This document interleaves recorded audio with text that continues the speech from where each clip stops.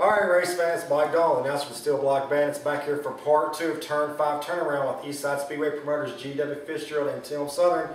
Gentlemen, I want to give you an opportunity to talk about the other divisions that you have that race here on a weekly basis, and also give you an opportunity to talk about some special events that you have coming up this year.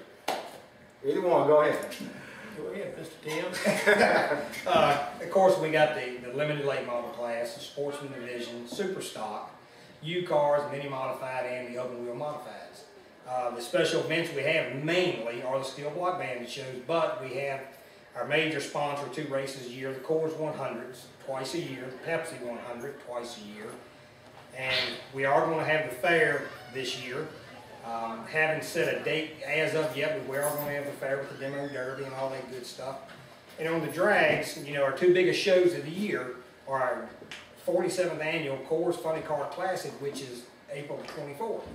And if nobody's seen the funny cars run, you need to come down and watch them. They run 3-second times, thrill of a lifetime. And then later on in October, we have the Lost in the 60s Nostalgia Drag Racing Car Show, which all the old-time racers and the car buffs come out for a car show and reunion type thing. It's excellent. On the dirt track, we've got some sponsors. Paradise City Gentlemen's Club, they're going to help sponsor some of the sprint car races. We got 5 or 6 of those this year with French Grimes and Virginia Sprint Car Series. Put on an excellent turnout. Yes, they are excellent. 305 sprints. Right. And then we've also got some added specials in for the U-car division and all the other lower divisions. You know, pay a little extra money. Right. Our main thing this year is getting cars and keeping them. Right. So, you know, we're going to do whatever it takes to run some special events. We have some other things in the works, but as of course, you know, we can't put them up because we haven't had it all detailed yet. Right. But we are going to be running probably 4 or 5 invitational races this year. Dates haven't been set, but you know, we've got some good things coming money-wise for the racers in general and for the spectators also. And you two gentlemen, you also hit up the drag strip and the go-kart track, is that correct? In addition to the dirt, because a lot of people may look at you and say, well, it's just a dirt track, but you do all 3, that's correct? Oh yes, we run go-karts on a, I think it's a 1/4 mile oval or whatever, I'm not sure exactly the distance, we're running twice a month. Kids divisions, purple plate all the way up to the extra heavy and unlimited division for the adults. It's an excellent place to start racing.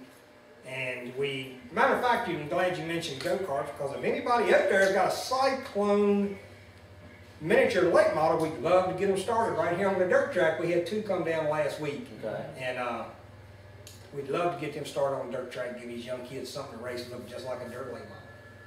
All right, well, I wanted to ask you something, because you mentioned the open wheel modifieds, and of course, Natural Bridge Speedway, because your friends just down in South Talk, but they're going to have the open wheel modifieds in a few times this year. Will y'all be working together to kind of trade off the weeks so they don't end up being on the same night where they're alternating like you're doing with the Steel Block Bandit races? Yes, he's looked at our schedule, and when we're not running them, that's when they basically are running there. They are AMRA sanctioned. Right. We are not this year. We took a break from AMRA, and we're going to do some things, try to build it up ourselves.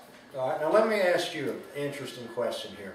You know, a lot of times, of course, there's 4 or 5 dirt tracks here in the Commonwealth of Virginia.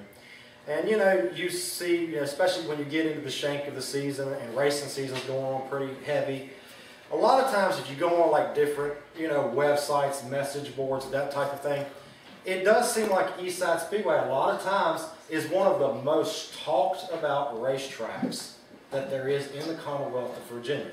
Now, whether the opinions are right or wrong, fair, unfair, whatever it is, as promoters, I know you can't block all that out. You hear some of it, whether it's positive, negative.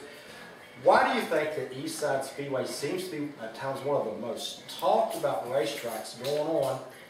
And what do you say to the critics that might not be favorable that you see on certain websites and things? What is your response to those type of things? My response to that, you know, and this is just my opinion now, and I love publicity, whether good or bad. Right. Publicity is publicity. When the naysayers, so to speak, want to get on a website and bash our racetrack or somebody else's racetrack, they're not a real racer, in my opinion.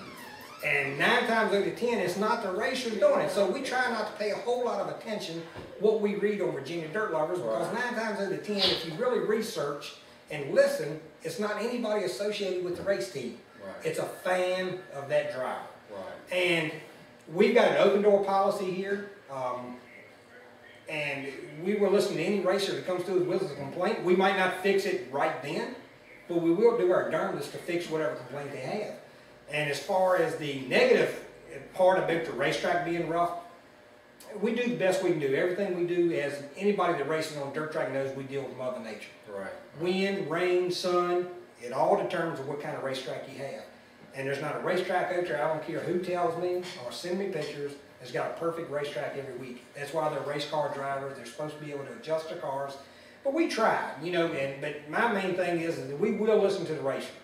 And I'm not saying we're going to fix the problem right away, but we will do our darndest to ratify whatever they say and fix in any way. And GW he's a firm believer in being fair, and I am too. We don't want to show any partiality.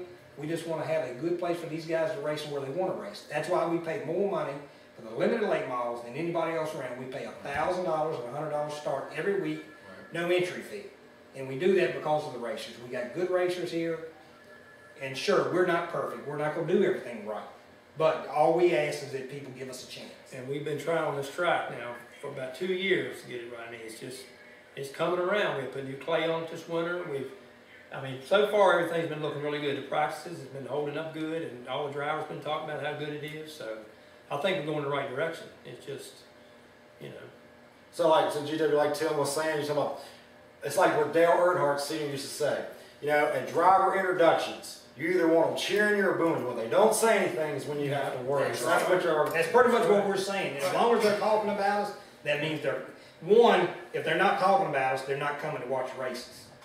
Exactly. But they're talking, that means they come sit in their butts in them stands, or they put their race car on that racetrack. Well, I appreciate everything y'all are doing. I want to go back to the late model game with Steel Block Bandits, and of course with Steel Block Bandit series this year, it's not just Eastside, but 10 different races this year. Of course, our normal routine is we have heat races, B main, and then the A main. 10 races this year. We are going to do an individual car qualifying session, and of course, with the 4 races that are here at Eastside, you know, that's what will happen. In addition to the heat races to be made, we will do the individual qualifying session. But that is something that you gentlemen do here at Eastside Speedway on a weekly basis with your late models, and then I think at times with the sportsmen as well. Yes, right. Every week. And you know how it is. People vary in opinion on how, from the World of Outlaws to Lucas, how we should qualify late model cars. Right. But y'all have always done an individual qualifying for the late model. So why do y'all have, and actually I like it as well, why do y'all do that on a weekly basis? The reason we started doing time trials on a weekly basis is guys were tearing the cars up too bad in heat races. We ended up having, if you had 18 late models, when we did heat races years ago, when Mr. Gordon and were here, we would tear up half of them, you started racing with 10 cars. So we went to time trial and so they could save the cars. But this year, they don't know when it's going to happen. Only GW and I and his wife will know. We're going to run heat races from time to time here also. But the majority of the time, we're going to run time trials.